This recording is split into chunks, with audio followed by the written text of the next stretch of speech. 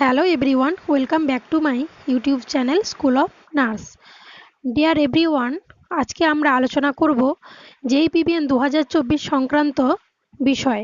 Already exam হয়ে গিয়েছে 30/6/2024 এক্সামটি অর্থাৎ JPBN 2024 এক্সাম 30/6/2024 কমপ্লিট হয়ে গিয়েছে। এর পরবর্তী আমাদের আলোচনার বিষয় শিট ম্যাট্রিক্স কত হতে পারে এবং তার পাশাপাশি এবছরের কাট অফ মার্কস JPBN 2024 কত হওয়ার সম্ভাবনা রয়েছে, অর্থাৎ কত মার্কস থাকলে এক্ষেত্রে সরকারি কলেজ এবং বেসরকারি কলেজে চান্স পাওয়া যাবে।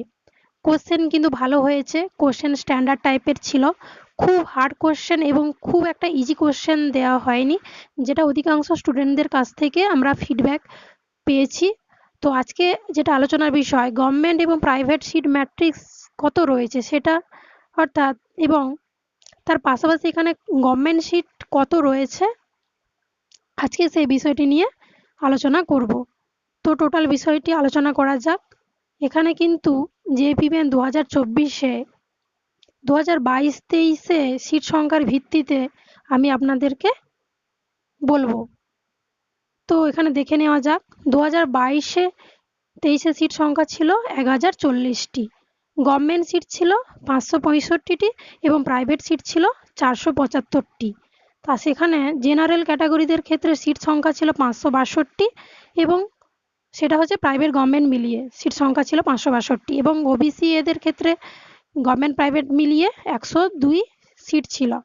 ওবিসি বিদের ক্ষেত্রে 68 ছিল গভর্নমেন্ট প্রাইভেট মিলিয়ে এবং এসসি ক্যান্ডিডেটদের জন্য ছিল 201 টোটাল ছিল এবং এসটি ক্যান্ডিডেটদের জন্য ছিল 63 গভর্নমেন্ট প্রাইভেট মিলে। এই হলো এইসব government private seat general OBC OBC B এবং এসসি এসটি ক্যান্ডিডেটদের জন্য। এটা হচ্ছে এই ডেটাটা অ্যাভেলেবল রয়েছে 2022-23-এর উপরে ভিত্তি করে।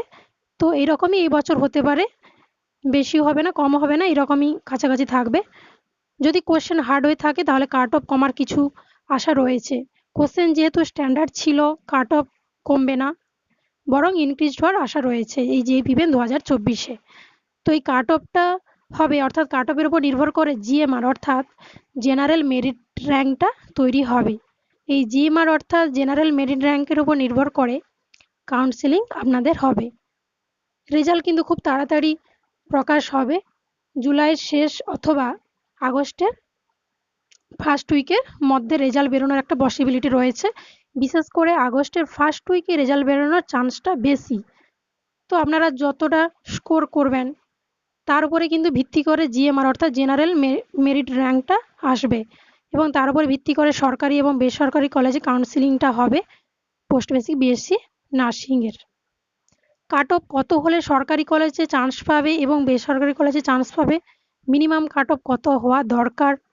কাট অফ গতবারের মতো এবারেও কিন্তু তার কাছাকাছি আসবে, খুব একটা বেশি হবে না বা খুব একটা কম হবে না। তো কোশ্চেন যেমন হবে সেই মতো কিন্তু কাট অফটা হয়, এক্ষেত্রে এবারেও কাট অফটা সেইভাবে হবে। তো আমরা এখন দেখব যে সেম মার্কস কত একটা ক্যান্ডিডেটের সেম মার্কস কত থাকলে গভর্নমেন্ট বা প্রাইভেট কলেজে চান্স পাবে। তো দেখে নিই। জেনারেল ক্যাটাগরির ক্ষেত্রে 48 থেকে 50 মার্কস হলে গভর্নমেন্ট কলেজে একটা চান্স পাওয়ার আশা থাকে এবং 40 বা 40 অ্যাবাভ হলে প্রাইভেট কলেজে চান্স পাওয়ার আশা থাকে। এবং জেনারেল ক্যাটাগরিতে র্যাঙ্ক যদি 1 থেকে 300 বা 250-এর মধ্যে যদি র্যাঙ্ক হয় তাহলে গভর্নমেন্ট কলেজে চান্স পেয়ে যাবেন।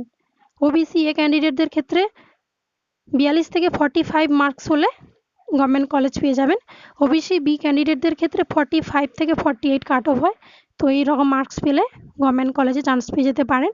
আর এসসি ক্যান্ডিডেটদের জন্য 36 থেকে 41 মার্কস থাকলে হয়ে যাবে।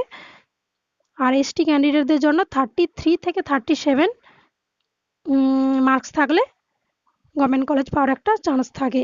আপাতত আপনাদের একটা সেম মার্কস দিয়ে রাখলাম, যে কাট অফটা দিলাম তার সঙ্গে কিন্তু +3 -3 ফ্ল্যাকচুয়েশন হতে পারে এই বছরের সঙ্গে, অর্থাৎ কাট অফটা এই রেঞ্জের মধ্যে থাকবে।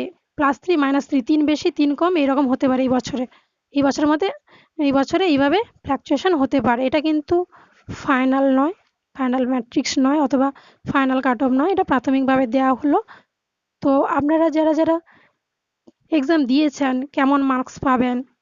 তো এই ভিডিওটা দেখলে বুঝতে পারবেন মার্কস অনুযায়ী র্যাঙ্কটা গভর্নমেন্ট কলেজ বা প্রাইভেট কলেজে চান্স পেতে পারবেন কিনা, general, OBC, OBC B, ST, ST ক্যান্ডিডেটদের জন্য। তো এটা আপনারা ভালো করে দেখে রাখুন। এবারে বলবো পোস্ট বেসিক বিএসসি নার্সিং পড়ার জন্য কতগুলি প্রাইভেট এবং গভর্নমেন্ট কলেজের নাম আমি বলছি। অ্যাপেলো গ্লেনিগেলস নার্সিং কলেজ, এটা প্রাইভেট কলেজ, কলকাতাতে রয়েছে। College of nursing Asia heart foundation, Kolkata, এটা হচ্ছে প্রাইভেট কলেজ, সাউথ 24 পরগনায় রয়েছে। College of nursing Bankura Sammilani medical college, এটা গভর্নমেন্ট কলেজ, বাঁকুড়াতে রয়েছে। College of nursing Calcutta national medical college, এটা স্টেট গভর্নমেন্ট, কলকাতাতে রয়েছে। College of nursing NRS medical college, এটা গভর্নমেন্ট কলেজ, কলকাতাতে রয়েছে। College of nursing north Bengal medical college and hospital, এটা government hospital, দার্জিলিংয়ে রয়েছে। College of nursing RG Kar medical college and hospital, এটা রয়েছে কলকাতাতে। এগুলোতে আপনারা পড়তে পারেন। এছাড়া রয়েছে Gitaram college of nursing private college, মুর্শিদাবাদে রয়েছে। Government college of nursing BSMC, এটা বাঁকুড়াতে রয়েছে, government college. Government college of nursing government, এটা রয়েছে কলকাতাতে। Government college of nursing Kalimpong, এটা হচ্ছে কালিম্পংয়ে রয়েছে। Government college of nursing IDN BG hospital campus, এটা কলকাতাতে রয়েছে, government college.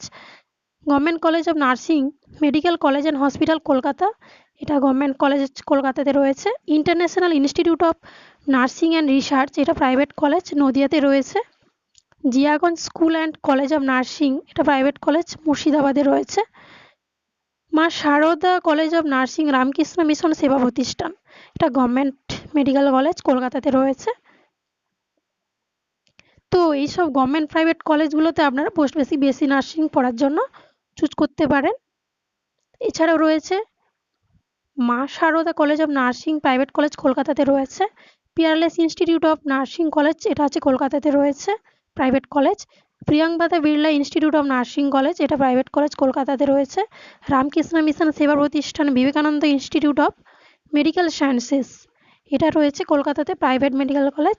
Shobharani nursing college, এটা private medical college, post basic BSc nursing পড়ার জন্য, এটা কলকাতাতে রয়েছে। তো এতগুলো প্রাইভেট এবং গভর্নমেন্ট মেডিকেল কলেজের নাম আমি আপনাদের বললাম।